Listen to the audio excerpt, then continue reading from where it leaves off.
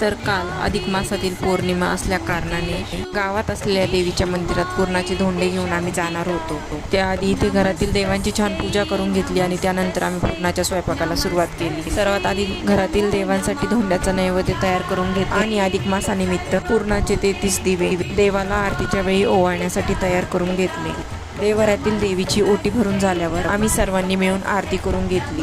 त्यानंतर इथे गावात असलेल्या रेणुका मातेच्या मंदिरात जाण्यासाठी आम्ही निघालो. जसं की सर्वांना माहीत आहे, आता अधिक महिना सुरू आहे आणि अधिक महिन्यातील पौर्णिमेच्या दिवशी देवीला सोन्याची नथ अर्पण करण्याची आईची इच्छा होती आणि देवी आईची ओटी पण भरायची होती. तर हे आहे आमच्या गावातील रेणुका मातेचे मंदिर. प्राचीन वास्तुकला, शांत वातावरण आणि भक्तिभावाने भरलेले हे जुने मंदिर श्रद्धेचा अनोखा अनुभव देते.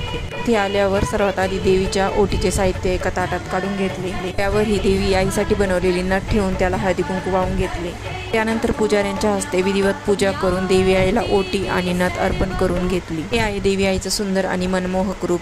देवीच्या चरणी नतमस्तक होऊन देवीला मनापासून प्रणाम केला.